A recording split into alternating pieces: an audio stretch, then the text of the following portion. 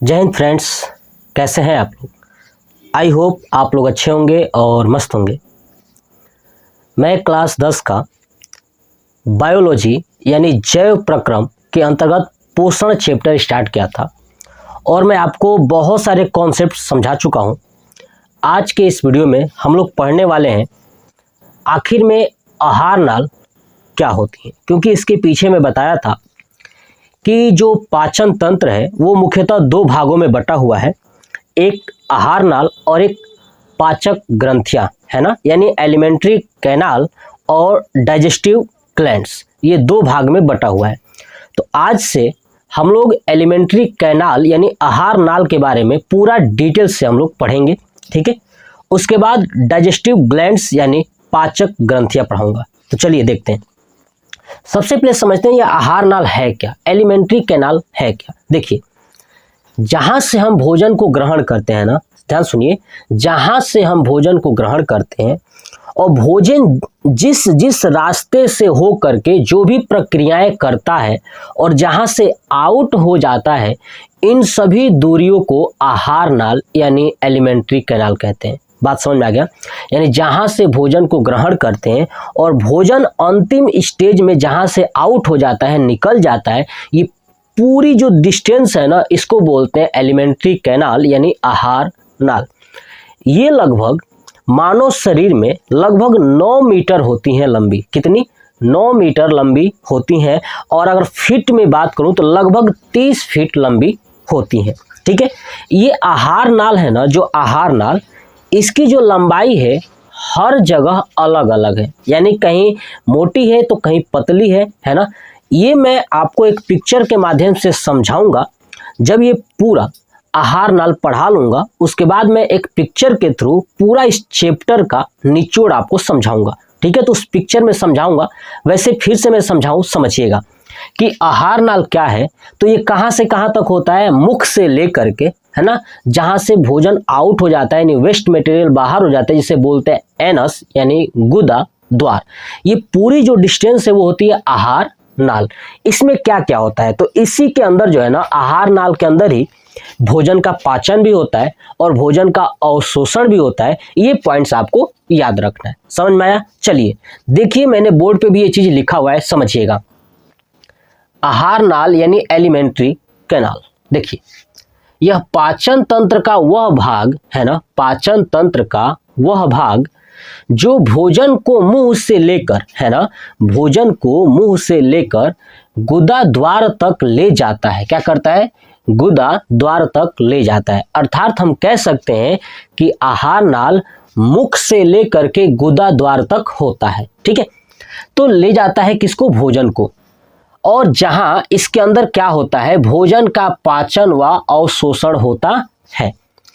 यह एक लंबी मांसपेशीय नली होती है। मैंने क्या बताया, ये पूरा माउथ से लेकर के जहां से भोजन आउट होता है, ये एक लंबी मांसपेशीय नली होती है। मैंने बताया जिसकी लंबाई लगभग 9 मीटर होती है। तो देखिए, तो ये क्या होता है कि यह एक लंबी मांसपेशीय नली होती है जो पाचन तंत्र के अंगों को जोड़ती हैं, ठीक है ना। ये जो एलिमेंट्री कैनाल है, इसके अंतर्गत जो भी पाचन तंत्र के अंग होते हैं ना, सबको एक साथ जोड़कर रखता है। तो सब पाचन तंत्र जब एक साथ जुड़ते हैं तो बनते हैं एलिमेंट्री कैनाल। बात समझ में आ गई? ठीक है। देखिए, इसकी लंबाई लगभग 8 से 10 मीटर यानी 9 मीटर, लगभग कितनी? 9 मीटर। अगर फीट में बात करूं तो 30 फीट होता है। अब इसके अंतर्गत, आहार नाल के अंतर्गत कौन कौन से अंग आते हैं तो सुनिए। सबसे पहले मुंह, ठीक है, मुंह जहां से भोजन को ग्रहण करते हैं। उसके बाद भोजन जाता है ग्रास नली यानी ओसियोफेगस, यानी इंग्लिश में बात करूं तो माउथ। माउथ के बाद ओसियोफेगस यानी ग्रास नली, ठीक है। ग्रास नली के से बाद जाता है स्टमक यानी पेट। पेट को कई नामों से जानते हैं, अमाशय, उदर, पेट। जब पढ़ाऊंगा तो वहां बताऊंगा। पेट के बाद से भोजन जो जाता है वो जाता है छोटी आंत में यानी स्मॉल इंटेस्टाइन, ठीक है। उसके बाद जाता है लार्ज इंटेस्टाइन में यानी बड़ी आंत में। उसके बाद भोजन आउट हो जाता है एनस के माध्यम से। यानी इतने सारे अंगों के साथ ये भोजन कनेक्ट होता है, जिसमें लास्ट में जो हमारे पास बड़ी आंत है ना लार्ज इंटेस्टाइन, वहां पे भोजन अब बाहर निकलने के लिए प्रिपेयर हो जाता है, तैयार हो जाता है, ठीक है, और एनस के माध्यम से बाहर निकल जाता है। तो आपने क्या देखा कि आहार नाल के अंतर्गत कौन कौन से अंग आ रहे थे? तो एक मुंह, फिर माउथ है ना, इसको बोलते थे माउथ, है ना, और माउथ के बाद ओसियोफेगस यानी ग्रास नली, है ना, जो भोजन लेके जाता है। उसके बाद भोजन जाने के बाद कहाँ जाता है? पेट में जाता है, अमाशय, है ना, यानी स्टमक। स्टमक के बाद छोटी आंत, फिर बड़ी आंत, फिर एनस, है ना, समझ में आ गया। तो भोजन इस रास्ते से जाता है। यह आहार नाल के क्या है? तो अंग है। यानी इसमें मुंह, ग्रास नली, अमाशय, छोटी आंत और बड़ी आंत आती है।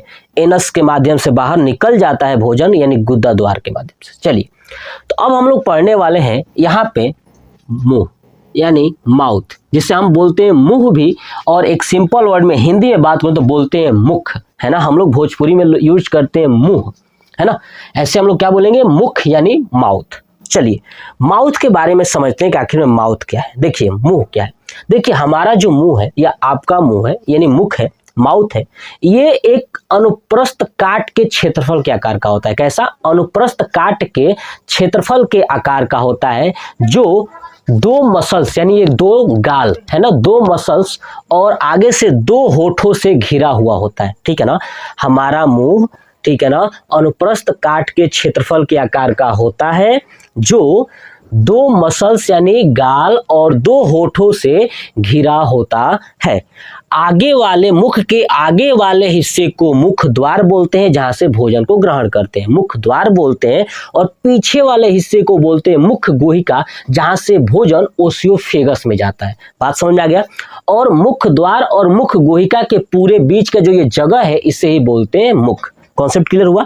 यानी आगे वाले हिस्से को मुख द्वार बोलते हैं और पीछे वाले हिस्से को मुख गुहिका बोलते हैं, और इन दोनों के बीच का जो जगह है वही है मुख। अब बहुत सारे लोग मुख गुहिका यानी mouth cavity, buccal cavity English में बोला जाता है। कॉन्सेप्ट क्लियर हुआ? सुनिए, अब आप देखेंगे कि जो मुंह है ना, इस मुंह के, है ना, दोनों तरफ क्या है? गाल है, ठीक है।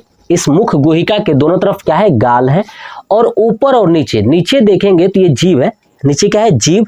यानी मैं कह सकता हूं कि जो मुख होता है यानी मुख गुहिका होती है ना, इसके दोनों तरफ गाल से ढका हुआ है, और नीचे यानी जो फर्श है जीभ से ढका हुआ है, और ऊपर क्या करेंगे? तालू। क्या है? ऊपर तालू। ऊपर है तालू। क्या है? तालू, या ऊपर वाला पार्ट क्या है? तालू।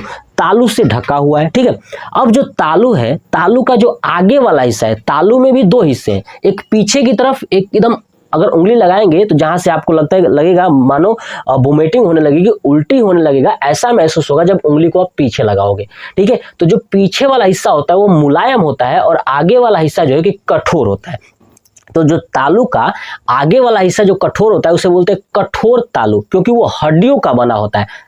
ये वाला पार्ट हड्डियों का, और जो पीछे वाला तालू है ना, वो बना होता है आपका उपास्थियों का, है ना, कार्टिलेज जिसको बोलते हैं, उपास्थियों का बना होता है, ठीक है। इसलिए वो मुलायम होता है, और आगे वाला क्या होता है? कठोर होता है। तो ये क्या था? मुख। यहीं से हम लोग भोजन को क्या करते हैं? ग्रहण करते हैं। अब मुख के अंतर्गत क्या क्या आता है? तो देखिए, मुख के अंतर्गत आप देखेंगे दांत और एक जीभ। क्या पढ़ेंगे? दांत और एक जीभ, यानी टीथ और टंग, दोनों हम लोग डिटेल्स के साथ पढ़ेंगे। देखिए, जो मैंने मुख के बारे में बताया है वो बोर्ड पे भी लिखा हुआ है। चलिए एक एक को समझते हैं।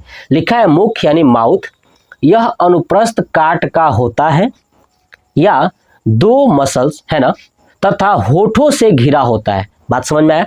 और आगे वाले भाग को क्या कहते हैं? मुख द्वार, तथा पीछे वाले भाग को मुख गुहिका कहते हैं। और मुख गुहिका, ठीक है, की दीवारें गालों से तथा फर्श जीव के द्वारा बना होता है, ठीक है।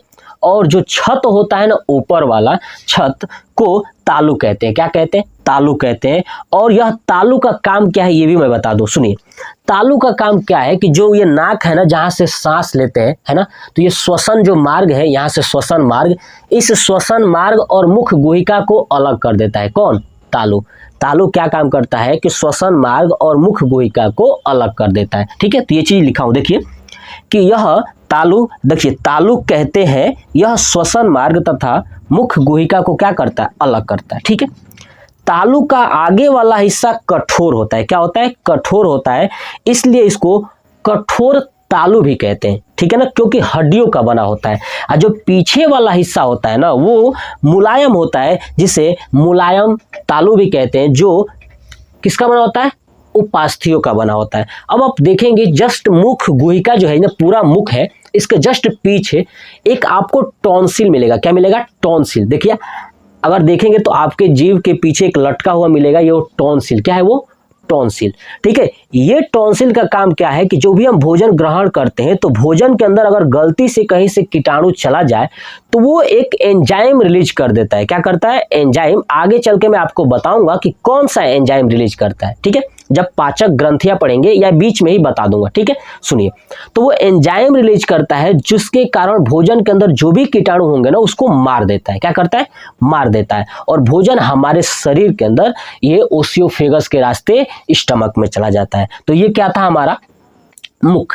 और मुख के अंतर्गत क्या क्या आते हैं? दांत और जीभ। देखिए इसमें दांत तथा जीभ मुख्य अंग पाए जाते हैं, है ना। मुख के अंदर क्या होते हैं? दांत तथा जीभ मुख्य अंग के रूप में पाए जाते हैं। तो ये था हमारा पाचन तंत्र के आहार नाल मतलब क्या है, ठीक है, और आहार नाल के अंतर्गत मुख के बारे में।